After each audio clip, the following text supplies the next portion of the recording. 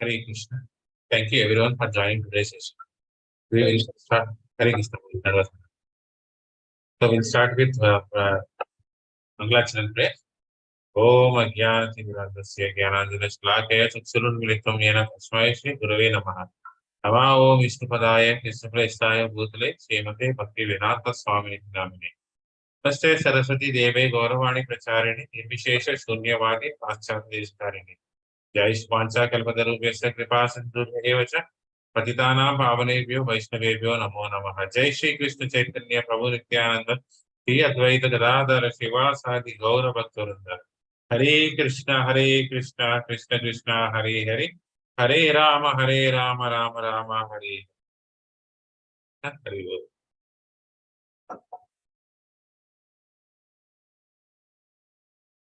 So let me share the screen. So we are starting second canto, first chapter, the first step in thought realization.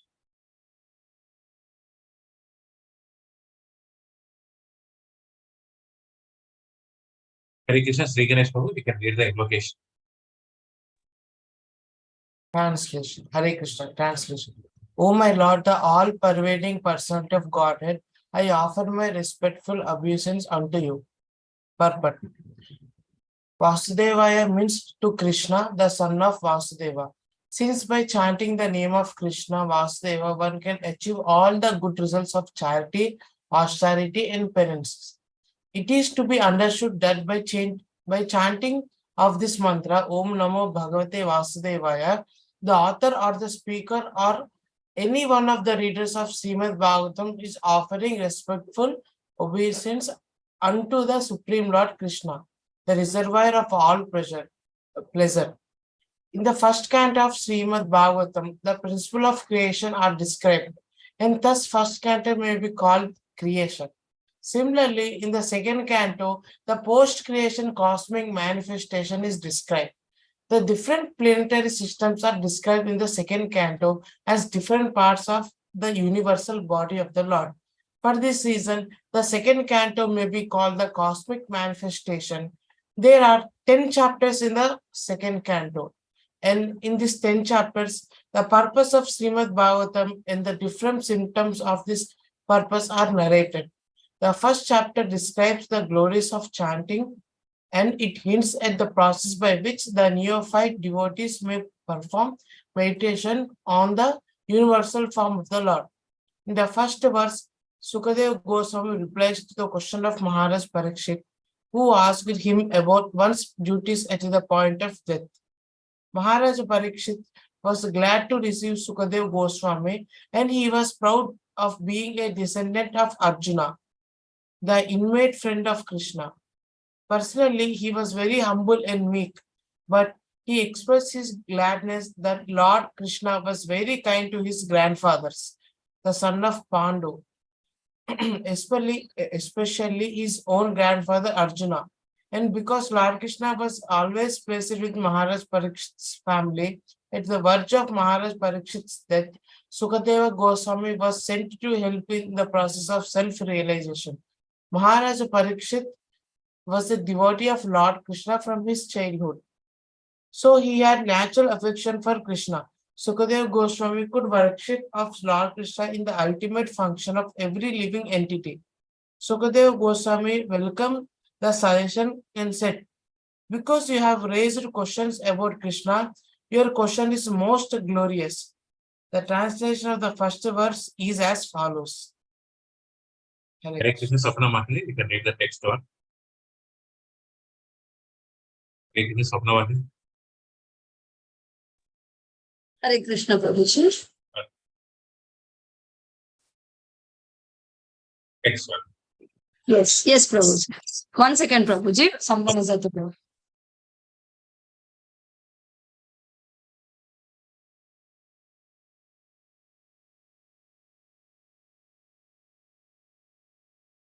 Hare Krishna, Prabhu. Sorry, Prabhuji, made you wait. Sorry, sir. Are Sri you reading? Sukadeva Goswami said, my dear king, your question is glorious because it is very beneficial to all kinds of people.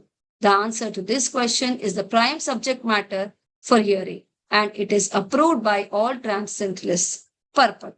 Even the very question is so nice that it is the best subject matter for hearing. Simply by such questioning and hearing, one can achieve the highest perfectional stage of life because Lord Krishna is the original supreme person. Any question about him is the original and perfect. Lord Sri Chaitanya Mahaprabhu said that the highest perfection of life is to achieve the transcendental loving service of Krishna. Because questions and answers about Krishna elevate one to that transcendental position. The questions of Maharaja Parikshit about Krishna philosophy are greatly glorified.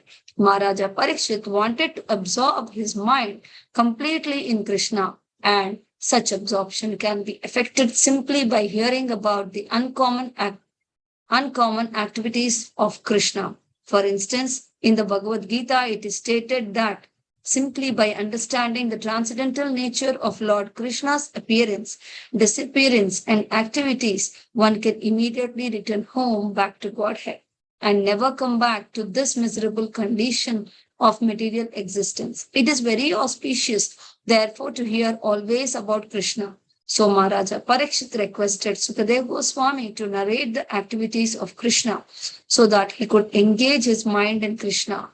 The activities of Krishna are not different from Krishna himself. As long as one is engaged in hearing such transcendental activities of Krishna, he remains aloof from the conditional life of material existence. The topics of Lord Krishna are so auspicious that they purify the speaker and hearing and the inquirer. They are compared to the Ganges waters which flow from the toe of the Lord Krishna. Wherever the Ganges waters go, they purify the land and the person who bathes in them. Similarly, Krishna Katha or the topic of Krishna are so pure that wherever they are spoken, the place and the hearer and the inquirer, the speaker and all concerned become purified. Hare Krishna. Hare Krishna, Praveen Guru, you can read it. Next. Hare Krishna Prabhuji, Dandavat Pranam. Translation.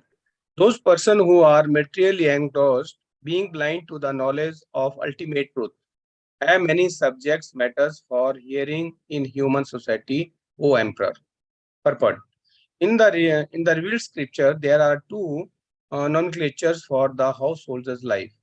One is Grihastha and the other is Grimedi. The Grihasthas are those who live together with wife and children, but live transcendently for realizing the ultimate truth. The Grimedis, however, are those who live only for the benefits of the family members, extended or centralized, and thus are envious of others. The word Medi indicates jealousy of others. The Grimedis being interested in family affairs only, are certainly envious of others. Therefore, one Grimedi is not on good terms with another Grimedi. And in the extended form, one community, society, or nation is not on good terms with another counterparts of selfish interest. In the age of Kali, all the householders are jealous of one another because they are blind to the knowledge of ultimate truth. They have many subject matters for hearing, political, scientific, social, economic, and so on. But due to a poor fund of knowledge, they set aside the question of the ultimate miseries of life, namely miseries of birth, death, old age, and disease. Actually, the human life is meant for making an ultimate solution to birth, death, old age, and disease. But the Grimedis, being illusioned by the material nature, forget everything about self-realization. The ultimate solution to the problems of life is to go back home, back to Godhead. And thus, as stated in the Bhagavad Gita 8.16, the miseries of material existence, birth, death, old age, and disease are removed. The process of going back home, back to Godhead, is to hear about the Supreme Lord and His name, form, attributes, pastimes, paraphernalia, and variegatedness. Foolish people do not know this. They want to hear something about the name, form, etc. of everything temporary, and they do not know how to utilize this propensity of hearing for the ultimate good. Misguided as they also create some false literature about the name, form, attributes, etc. of the ultimate truth. One should not therefore become a Grimedi simply to exist for envying others. One should become a real householder in terms of the spiritual injections. Hare Krishna. Next, Hare Krishna Sasya Madhani. Hare Krishna. Text 3. Translation. The lifetime of such an envious householder is passed at night either in sleeping or in sex indulgence, and in the daytime either in making money or maintaining family members. Purport. The present human civilization is primarily based on the principles of sleeping and sex indulgence at night and earning money in the day and spending the same for family maintenance. Such a form of human civilization is condemned by the Bhagavata school, because human life is a combination of matter and spirit soul. The whole process of Vedic knowledge is directed at liberating the soul from the contamination of matter. The knowledge concerning this is called Atma Tattva. Those men who are too materialistic are unaware of this knowledge and are more inclined to economic development for material enjoyment. Such materialistic men are called karmis or fruitive laborers, and they are allowed regulated economic development or association of women for sex indulgence. Those who are above the karmis, that is the jnanis, yogis and devotees, are strictly prohibited from sex indulgence. The karmis are more or less devoid of Atma Tattva knowledge, and as such their life is spent without spiritual profit. The human life is not meant for hard labor for economic development, nor is it meant for sex indulgence like that of dogs and hogs. It is specially meant for making a solution to the problems of material life and the miseries thereof. So the karmis waste their valuable human life by sleeping and sex indulgence at night, and by laboring hard in the daytime to accumulate wealth, and after doing so, they try to improve the standard of materialistic life. The materialistic way of life is described here in a nutshell, and how foolishly men waste the boon of human life is described as follows. Hare Krishna. Hare Krishna Abhishek. So first paragraph. Hare Krishna. Yes. Persons devoid of Atma Tattva do not inquire into the problems of life, being too attached to the fallible soldiers like the body, children, and wife. Although sufficiently experienced, they still do not see their inevitable destruction. Purport. This material world is called the world of death. Every living being, beginning from Brahma, whose duration of life is some thousands of millions of years, down to the germs who live for a few seconds only, is struggling for existence. Therefore, this life is a sort of fight with material nature, which imposes death upon all. In the human form of life, a living being is competent enough to come to an understanding of this great struggle for existence, but being too attached to family members, society, country, etc., he wants to win over the invincible material nature by the aid of bodily strength, children, wife, relatives, etc. Although he is sufficiently experienced in the matter by dint of past experience and previous examples of his diseased predecessors, he does not see that the so-called fighting soldiers like the children, relatives, society members, and countrymen are all fallible in the great struggle. One should examine the fact that his father or his father's father has already died, and that he himself is therefore also sure to die. And similarly, his children, who are the would-be fathers of their children, will also die in the due course. No one will survive in this struggle with the material nature. The history of human society definitely proves it, yet the foolish people still suggest that in the future they will be able to live perpetually with the help of material science. This poor fund of knowledge exhibited by human society is certainly misleading, and it is all due to ignoring the constitution of the living soul.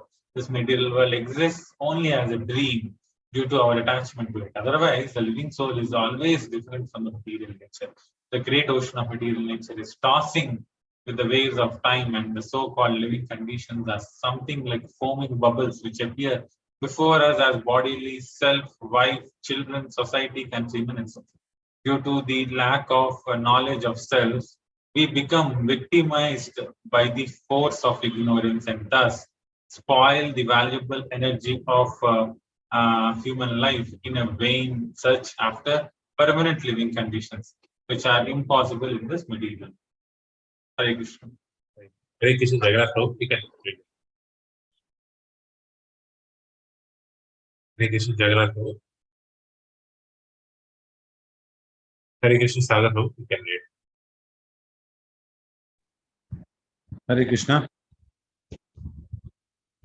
Our friends, relatives, and so-called wives and children are not only fallible, but also bewildered by outward glamour of material existence. As such, they cannot save us. Still, we think that we are safe within the orbit of family, society, or country. The whole materialistic advancement of human civilization is like the decoration of the dead body. Everyone is a dead body flapping only for a few days. And all the energy of the human being is wasted in the decoration of the dead body. Sukadeva Goswami is pointing out the duty of human being after showing the actual face of the bewildered Human activities. Persons who are devoid of knowledge of Atma Tattva are misguided. But those who are devotees of the Lord have perfect realization of the transcendental knowledge are not bewildered. Hare Krishna, Jagannath Prabhu. Are you there? Hare Krishna. Yes, Jagannath Prabhu, you can read. Text 5, Prabhuji. Yes, text 5. Hare Krishna. Translation.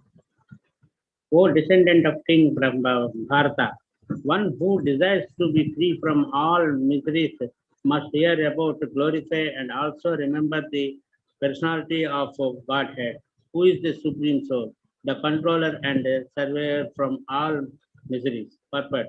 In the previous verses, Sri Sukadeva Goswami has described how the foolish materialistically attached men are wasting their valuable time in the improvement of the material conditions of life by sleeping, indulging sex life, developing economic conditions, and maintaining a band of relatives who are to be vanquished in the aid of our oblivion. Being engaged in all these materialistic activities, the living soul entangles himself in the cycle of the law of putative actions. This entitles the chain of birth and death in the 8,400,000 species of life.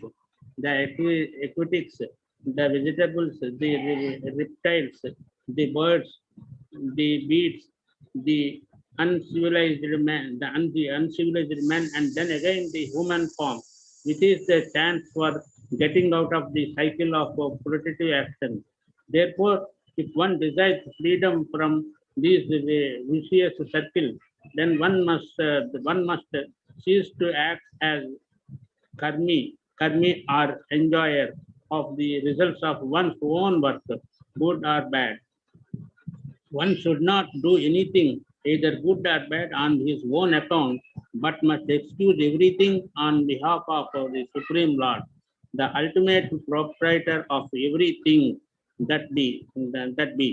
This process of doing work is recommended in the Bhagavad Gita 9.27, also where instruction is given for working on the Lord's account. Therefore, one should first of all hear about the Lord. When one has preferably and scrutinizingly heard, one must glorify his acts and deeds, and thus it will come possible to remember constantly the transcendental nature of the Lord. Hearing about and glorifying the Lord are identical with the transcendental nature of Lord. And by so doing, one will be always in the association of the Lord. Lord. This brings freedom from all sorts of fear. The Lord is supreme. The Lord is super soul, Paramatma, present in the hearts of living beings, and thus by the above hearing and the glorifying process, the Lord invites the association of all his creation. This process of hearing about the glorifying the Lord is applicable for everyone, whoever he may be, and it will lead one to an ultimate success in everything in which one may be engaged by providence. There are many classes of human beings: the fruitive workers, the empty philosophers, the mystic yogis, and ultimately the unalloyed devotees. For all of them, one and same process is applicable for achieving the desired success. Everyone wants to be free from all kinds of fear, and everyone wants to fullest extent of happiness in life. The perfect process of achieving this here and now is recommended in this Srimad Bhagavatam, which is uttered by such a great authority as Srila Sukadeva Goswami. By hearing about the glorifying the Lord, all the person's activities become molded into spiritual activities, and thus all conceptional of material miseries become the completely vanished. Hare Krishna. Next. Hare Krishna, Ganesh Prabhu. Hare Krishna. The highest perfection of human life achieved either by complete knowledge of matter and spirit, by practice of mystic powers, or by the perfect discharge of occupational duty, is to remember the personality of Godhead at the end of life. Perfect. Narayana is the transcendental personality of Godhead beyond the material creation. Everything that is created, sustained, and at the end annihilated is within the compass of Mahatattva and is known as the material world. The existence of Narayana or personality of Godhead is not within the jurisdiction of Mahatattva, and such as a name, form, attributes, etc. of Narayana are beyond the jurisdiction of material world. But the speculation of empiric philosophy, which discerns matter from spirit, or by cultivation of mystic powers, which ultimately helps the performer to reach any planet of the universe or beyond the universe, or by discharging of religious duties, one can achieve the highest perfection, provided one is able to reach the stage of Narayana Smriti, or constant remembrance of the personality of Godhead. This is only possible by the association of pure devotees who can give a finishing touch to the transcendental activities of all jnanis, yogis, or karmis in terms of prescribed duties defined in the scriptures. There are many historical instances of the achievements of spiritual perfection, such as that of the Sanakadi Rishi or the 9 celebrated Yogendras, who attained perfection only after being situated in the devotional service of the Lord.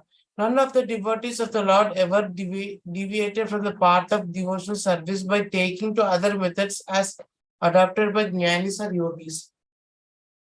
Everyone is anxious to achieve the highest perfection of his particular activity, and it is indicated herein that such perfection is Narayana Smriti, for which everyone must endeavor his best. In other words, life should be molded in such a manner that one is able to progressively remember the personality of Godhead in every step of life.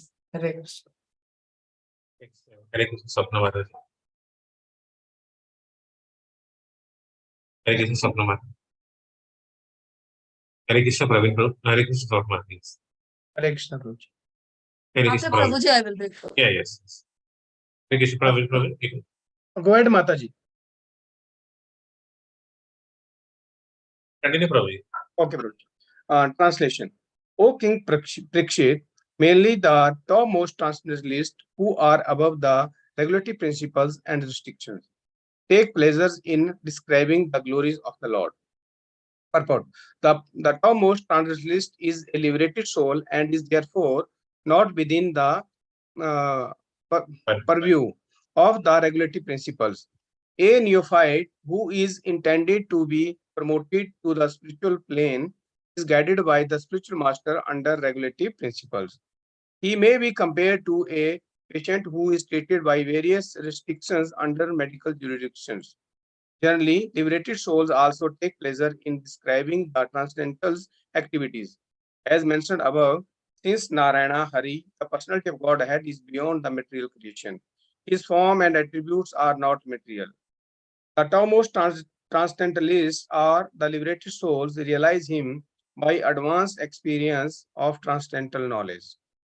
And therefore, they take pleasures in the discussion of the transcendental qualities of the Lord's pastime. In the Bhagavad Gita 4.9, the personality of Godhead declares that his appearance and activities are all divyam, or transcendental. The common man who is under the spell of material energy takes it for granted that the Lord is like one of us, and therefore he refuses to accept the transcendental nature of the Lord's form, name, etc. The topmost transcendentalist is not interested in anything material, and his taking interest in the matter of the Lord's activity is definite proof that the Lord is not like one of us in the material world. In the Vedic literatures also, it is confirmed that the Supreme Lord is one, but that he is engaged in his transcendental pastime in the company of his unalloyed devotees, and simultaneously he is present as the super soul, an expansion of Baladeva, in the heart of all living entities. Therefore, the highest perfection of transcendental realization is to take pleasure in hearing and describing the transcendental qualities of the Lord, and not in merging into his impersonal Brahman existence, for which the impersonalist or monist aspires. Real transcendental pleasure is realized in the glorification of the transcendental Lord, and not in the feeling of being situated in his impersonal feature. But there are also others who are not the topmost transcendentalists, but are in a lower status, and who do not take pleasure in describing the transcendental activities of the Lord. Rather, they discuss such activities of the Lord with the aim of merging into his existence. Hare Krishna. Prabhu. Text 8. Hare Krishna Mataji again.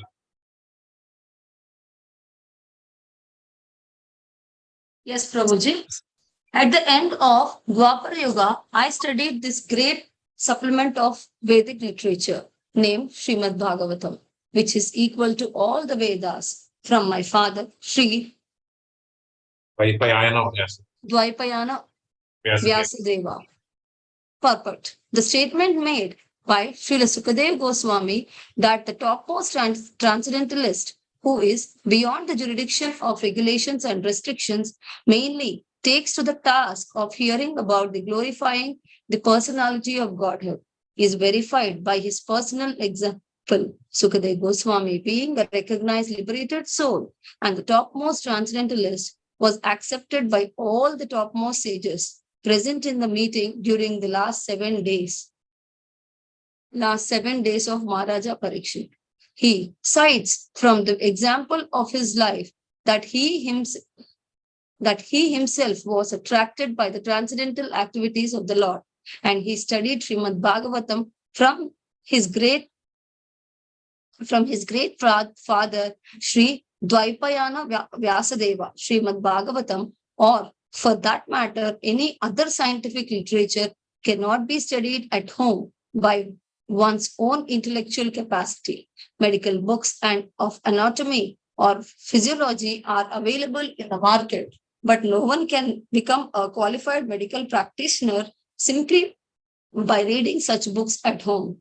One has to be admitted to the medical college and studied the books under the guidance of learned professors. Similarly, Srimad Bhagavatam, the postgraduate study of the science of Godhead, can only be learned by studying it at the feet of a realized soul like Srila Vyasadeva. Although Sukadeva Goswami was a liberated soul from the very day of his birth, he still had to take lessons from Srimad Bhagavatam from his great father Vyasadeva, who compiled the Srimad Bhagavatam under the instruction of another great soul, Sri Narada Muni. Lord Sri Chaitanya Mahaprabhu instructed a learned Brahmana to study Srimad Bhagavatam from a personal Bhagavata.